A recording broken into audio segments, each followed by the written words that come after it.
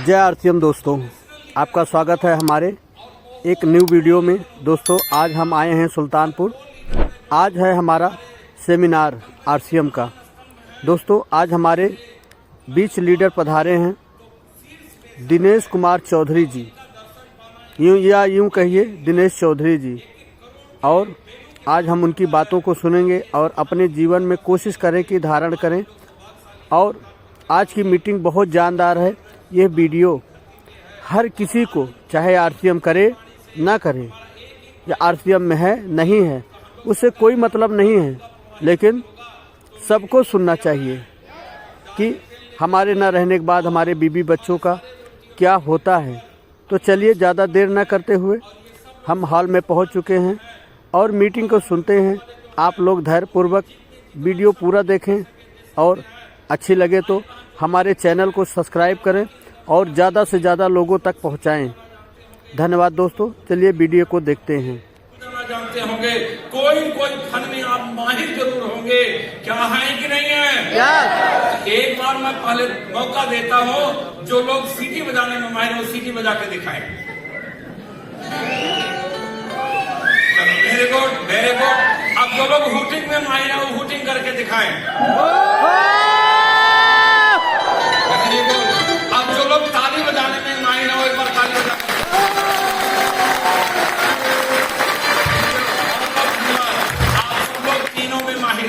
अब मैं चाहता हूँ अतिथि देवो भव। यस या नो? अतिथि हमारा भगवान के सदृश होते हैं। तो आज हमारे गुरु पूरे भारत में, हिंदुस्तान का कोई ऐसा कोना नहीं बचा जहाँ पे वो आरसीएम बिजनेस के अभियान के माध्यम से न जाते हो, अपना आशीर्वाद न देते हो। तो ये एक यादगार पल बना करके अपने हृदय में जाए कि मैं सुल्तानपुर गया था। सुल्तानपुर में जितना इज्जत मेरी लोग किए थे, जितना मान सम्मान किए थे, पूरे हिंदुस्तान में लोग उतना इज्जत कर नहीं पाते। तो हम लोग अपनी जगह पे खड़े होकर के शानदार ताली बजाएंगे, शूटिंग करेंगे, सीटिंग करेंगे और म्यूजिकल करेंगे। आप सबके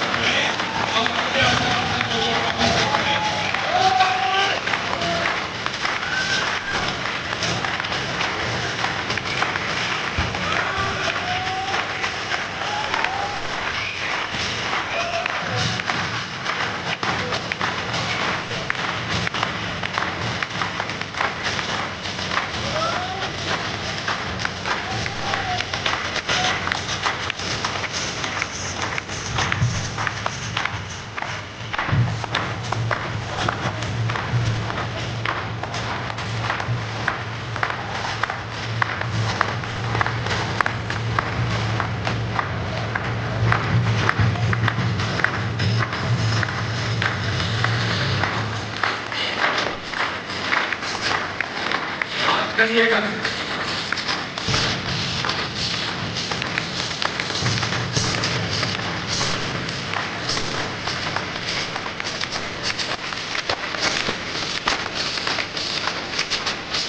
थैंक यू। चले अब आप लोग थोड़ा सा जल्दी करें प्लीज। मानती है कि कम से कम ये जिम्मेदारी हर मुखिया की है। इनमें आपको सबसे ज्यादा इस परिवार में परेशान आदमी कौन दिखता है? ये मुखिया। पता है क्यों? इसके ऊपर इन सबकी जिम्मेदारी है। ये उसी तरह की जिम्मेदारी है जैसे रेल के इंजन की। उसके पीछे 16 जो डब्बे होते हैं ना, उन 16 डब्बों में कोई ताकत नहीं है। वो 16 डब्बे वहीं जाएंगे जहां वो इंजन जाएगा। रास्ते में इंजन फेल होता है, 16 डब्बे वहीं खड़े हो जाते हैं। जिस दिन ये इंजन फेल होता है, ये 5 लोग वहीं रुक जाते हैं। और ये भी समझना, घटना इनके साथ कम घटती है, घटना हमेशा मुखिया के साथ घटती है। आपने हमेशा सुना होगा 2 ट्रेनें आ रही थी, इधर से मालगाड़ी आ रही थी, इधर से पैसेंजर गाड़ी आ रही थी। मालगाड़ी से टकराई, 120 लोगों का स्पोर्ट इस दुनिया से चले गए। ये सुना है, पर आपने ये कभी नहीं सुना होगा एक ट्रेन आ रही थी, पटरी से उतरी, गांव में घुसी, एक घर में गई, 5 लोग सो रहे थे, 5 को मारा। इसका मतलब ये घर में ये सो रहे थे, तो इनके साथ घटना नहीं घटती। ट्रेन में ये रहा है, जिस प्लेन में आग लगती है उस प्लेन में ये था। जिस कार का एक्सीडेंट होता है उस हाईवे पे ये था, ये तो सब घर में था। आज आपको सुन के आश्चर्य होगा, गवर्नमेंट के आंकड़े, ये हमारे नहीं, डेली 700 लोग अपनी पत्नी से कह के निकलते हैं मैं रात को घर वापस आऊंगा जल्दी। बच्चों से कह के जाते हैं बेटा माँ को परेशान मत करना, मैं जल्दी घर आऊंगा। माता पिता को कह के जाता है आप शुगर के पेशेंट हो, जल्दी भोजन कर लेना और दवाई ले लेना, आज मैं थोड़ा सा 20 मिनट लेट आऊंगा। ये सुबह सबसे वादा करके जाता है। लेकिन भारत में ये गवर्नमेंट का आंकड़ा है, हमारा नहीं। 700 लोग डेली घर वापस नहीं पहुंचते। 700 लोग डेली भारत में घर वापस नहीं पहुंचते। कौन जिम्मेदार है इस परिवार का? क्या सुरक्षा है? और फिर हम किस बात का सीना चौड़ा करके घूमते मारते हैं? एक जॉब वाले को देखो, उसका इतना सीना चौड़ा है, कई बार तो घर की चौखट में फंस जाता है। मैं प्रोफेसर हूं, मैं इंजीनियर हूं, ठीक है, बहुत अच्छी पोस्ट है।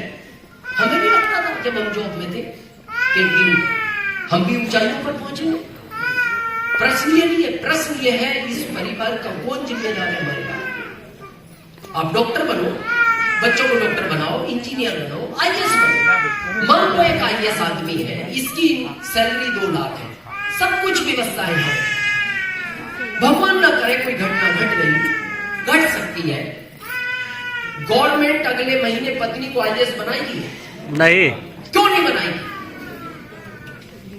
सिस्टम में नहीं है, क्योंकि ये पढ़ी लिखी नहीं है। ठीक है, नहीं बनाएगी। इसने तो अपने आंखों पे चश्मे लगा लिए, दिन रात पढ़ता था उस आईएएस बनने के लिए। चलो ठीक है, नहीं बनाया, तो ये जो 2 लाख आते हैं ये तो देगी ना? नहीं देगी। क्यों पढ़ा फिर ये? फिर इस परिवार का कौन जिम्मेदार है? अभी तो आपको पता है 2004 के बाद पेंशन भी खत्म हो गई। ये बात स्टेज से कहना अच्छा नहीं लगता। हम भारत घूमते हैं, इस आदमी के जाने के बाद इस पत्नी को क्या क्या करना पड़ता है, ये बात यहां से कहने लायक नहीं है, बहुत हल्की बात है। हम भारत में देखते हैं मेट्रो सिटी में इस परिवार को चलाने के लिए इस महिला को किस दौर से गुजरना पड़ता है। और आप कभी बिलीव नहीं करोगे, हम इसीलिए कहते हैं आरसीएम को किसी के लिए करो ना करो, बाद में जब ये पति जाता है ना, ये पत्नी सर उठा के जीने लायक नहीं देती। हमारे यहाँ प्रथाएं इतनी गलत है, समझे थोड़ा सा। जब आपके बेटी की शादी कहीं तय होती है गांव में, आपकी बच्ची नहीं जानती उस परिवार को, किसी को नहीं जानती। जब जिस दिन बारात आती है लड़के वालों के यहां से, बस आई, 50 लोग थे, ड्रिंक किए हुए था ड्राइवर, बस पलट गई, 10 लोग मर गए। मैं आपसे पूछना चाहते हैं हम, इसमें उस बच्ची का क्या दोष है? वो तो जानती भी नहीं, उसने देखा नहीं, लेकिन हमारे यहाँ के सिस्टम देखना आप भारत के, सारे आरोप उस लड़की पे रखे जाते हैं। पता क्या कहते हैं लोग? अभी तो वो घर भी नहीं आई, 10 को खा चुकी है। कितना गंभीर विषय है ये। आप बिलीव करो, जब वो उस घर में आती होगी, उस गांव के लोग रोज उसको एक कमेंट्स करते होंगे, हमारा बच्चा इसने खाया है। और ये तब स्थिति है जब उसका पति जिंदा है, उसका पति इस दुनिया में न रहे, उसका जीना मुश्किल कर देते हैं लोग। प्रश्न आपका नहीं है, प्रश्न आपके बाद उस परिवार का क्या होगा। अब ये बहुत खराब घटना हुई आरसीएम में, ये सीनियर जानते हैं। 37 साल का लड़का, मां की उम्र 37 साल थी। ये मत सोचना सब ये घटनाएं 80 साल के साथ घटती है। मात्र 37 साल उम्र थी। सिस्टम के सफाया बदनीस जैन छत्तीसगढ़ रायपुर से। और हमने ऐसा भी देखा है कि एक आदमी, 2004 की बात है, हम दिल्ली मीटिंग करने गए, तो वो मचान बना रहता है होटल के बाहर, 10 मंजिल बना हुआ, ऊपर से एक मजदूर का पैर फिसला, लकड़ियों में लड़खड़ाता आया, चीख रहा चिल्ला रहा, नीचे आया, 10 मिनट तक कोई पास नहीं गया, पुलिस को फोन करने लगे। थोड़ी देर बाद उठा, पहले कपड़े झाड़े, फिर देख रहा गिरा कहां से था। और इस लड़के के साथ पता क्या घटना घटी? पार्किंग में कार लगा के रत्नेश जैन बाहर आए, 3 बच्चे बाइक से आ रहे थे, उन्होंने ब्रेक भी लगा दिए, लेकिन अचानक जब बाइक यहाँ टकराई धीरे से, उनका बैलेंस बिगड़ा, सड़क पे गिरे, बेहोश हो गए। वही बच्चे हॉस्पिटल लेके गए। 24 घंटे बाद डॉक्टर ने कह दिया आज बेहोश हो गए।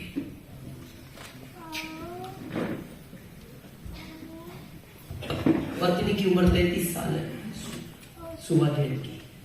बेटी 11 साल की है, बेटा 5 साल का है। माता जी 75 साल की है, बाबूजी 80 साल के। इन दोनों को शुगर और डायबिटीज है, हार्ट के पेशेंट है। ये तो देखकर ही इसको जी रहते हैं। कौन जिम्मेदार है इस परिवार का? मान लीजिए किसी भी लेवल पर होते, आरसी में नहीं होते, किसी भी या आईएएस होते, क्या कौन परिवार का जिम्मेदार? जिनसे ये लोग बिछड़े उनसे पूछना, जब आदमी बिछड़ता है ना क्या तकलीफ होती है। हमेशा के लिए जाना तो छोड़ दो, आदमी थोड़ा दूर भी चला जाता है ना। कृष्ण भगवान जब मथुरा छोड़ के द्वारिकाधीश गए थे ना, तो वहां से जब उद्धव जी आ रहे थे ना मथुरा के लिए, तो उद्धव जी ने कृष्ण भगवान से एक बात पूछी थी, प्रभु आपकी मां मिलेगी और आपके बारे में पूछेगी, मैं क्या करूं? क्योंकि बेटे का हाल पूछती है। कृष्ण भगवान की आंखों में आंसू आ गए थे जब ये बात उन्होंने सुनी, और उन्होंने एक लाइन में कहा था, उद्धव माता से कहना तुम्हारा काना याद करे, मां की याद बहुत आती है। जबकि थे दोनों, गैप था, जो चला गया उसके बारे में सोचो क्या बीती होगी इस मां पर। कौन है इस परिवार का जिम्मेदार? आप बहुत सारे लोग जानते हैं रत्नेश जी की आपने कभी भी फिजिकल मीटिंग नहीं सुनी होगी। पता है क्यों नहीं सुनी? उनका बेटा उनको छोड़ता नहीं था, वो 5 साल का, बहुत प्यार, वो मम्मी को प्यार नहीं करता था, वो रत्नेश जैन को प्यार करता था, जाने नहीं देता था, पापा ने आप छोड़ के नहीं। उन्होंने आरसी बिल्ड किया है बच्चे की इस दुनिया में आने के पहले, वो सफायत पहले ही बन चुके, फिर तो वो बेटा निकलने ही नहीं देता, बहुत प्यार करता था। जिस दिन उनकी डेड बॉडी घर आई ना, वो अपनी माँ को बहुत, अब उसको तो पता नहीं क्या, वो 5 साल का है, माँ को कह रहा है पापा ने आज क्या खा लिया जो इतनी गहरी नींद में सो गए। फिर लगा कहीं बच्चा सदमे में ना चला जाए, तो उसकी बुआ के घर भेजा गया। और आज भी इस बच्चे को अभी नहीं पता रत्नेश जैन कहाँ है। आपने यूनिवर्सिटी वो खेलता कूदता है, उसको पता क्या कह रखा है, बेटा तेरे पापा आरसी की मीटिंग करने बहुत दूर गए हैं। उसको नहीं पता वो कितनी दूर चले थे। जब शायद पता लगेगा ना उसको क्या होगा, बहुत सोचने का विषय।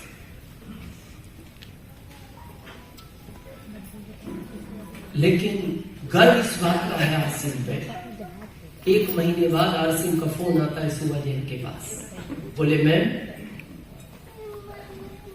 बहुत दुख है पूरे आरसीएम परिवार को कि इस अभियान का एक बहुत बड़ा सिपाही हमने खो दिया।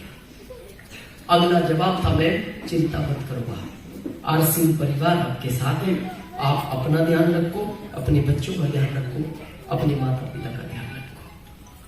हमने फोन आपको इसलिए किया है क्योंकि आईडी सफायत की रत्नेश जैन के नाम पे थी, वो इस दुनिया में नहीं रहे, तो आप अपने पेपर मेल करो कंपनी को, क्योंकि अगले महीने वो ही पिन हम आपको देंगे।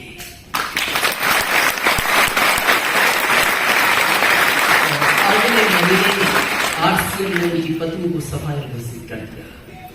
आज वो पिन सुबह जैन के नाम से है, वो 8 से 10 लाख रुपए महीना आज सुबह जैन को जाता है। इस जगह को तो कोई नहीं ले सकता, लेकिन उनको जिंदगी में किसी के आगे हाथ फैलाने की जरूरत नहीं पड़ेगी। आपको पता है जब परिवार से ये मुखिया जाता है ना, जो कहते हैं ना रिश्तेदार सपोर्ट देंगे, कोई नहीं देता। एक बहुत बड़े व्यक्ति ने बहुत अच्छी लाइन लिखी है, कभी सुनाओ, लाखों रिश्तेदार होते हैं, जब पैसा पास होता है टूट जाता है गरीबी में जो रिश्ता खास होता है।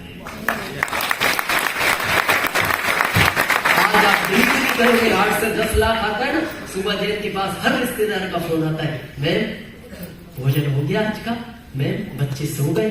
ये चमत्कार है आरसीएम का। अगर ये पैसा नहीं आता उधर कोई फोन नहीं करता, क्योंकि वो ये सोच लेते कहीं हमसे हेल्प ना मांग ले परिवार को चलाने के लिए। ये ताकत है सब यार। हमारे कहने से प्रैक्टिकल करना, आप आरसीएम करना ना करना ये बहुत दूर की बात है। कर सकते हैं?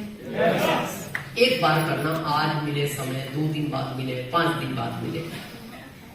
अपने मोबाइल में रात के 2 बजे का अलार्म लगाना, कभी भी लगाना। जैसे रात के 2 बजे अलार्म बजता है,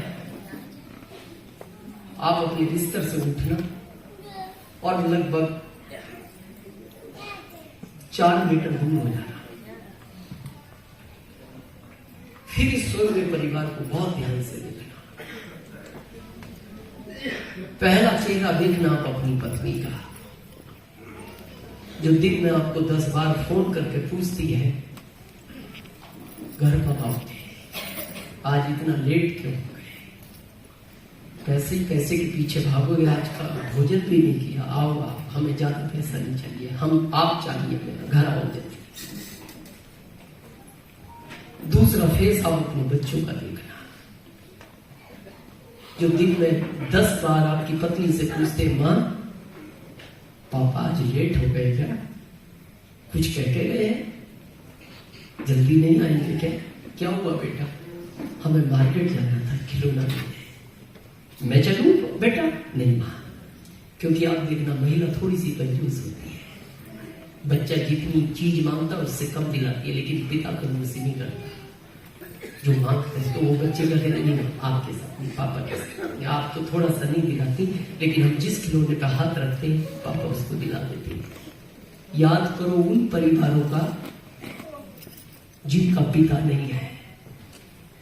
जब वो महिला के साथ बच्चा जाता है ना और वो किसी खिलौने की जिद करता है, डांट देती है वो उस बच्चे को, तुम पागल हो, समझते नहीं, कहां से दिलाऊंगी मैं, मेरी कोई इनकम है क्या, जब दिलाए ना जब तुम्हारे पिता, अब वो तो बच्चा है, उसको अंदर अंदर बहुत दर्द होता, पिता नहीं है तो मैं खिलौने का भी हकदार नहीं हूं, जिस दिन पिता थे मैं पूरे बाजार का हकदार था, दुख होता है उसको, इसी के चक्कर में तो और तो क्या है।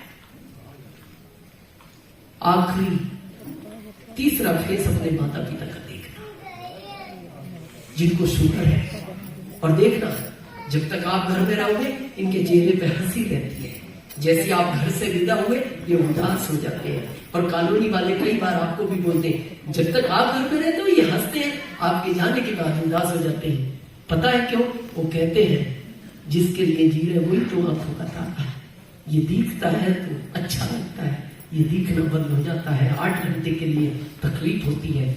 उस माता पिता से पूछना जिनका बच्चा हमेशा के लिए नहीं दिखता उनको, चलिए रत्न कई उदाहरण है भारत के।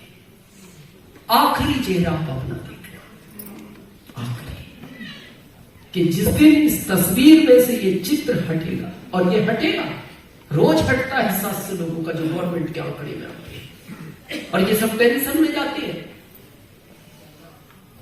प्रेशर है बाइक पे, जॉब का प्रेशर है, दुकान का प्रेशर है, डिसबैलेंस हुई, एकदम ब्रेक अगला लग गया, पिछले की बजाय जाम हो गया, पीछे से ट्रक चढ़ गया,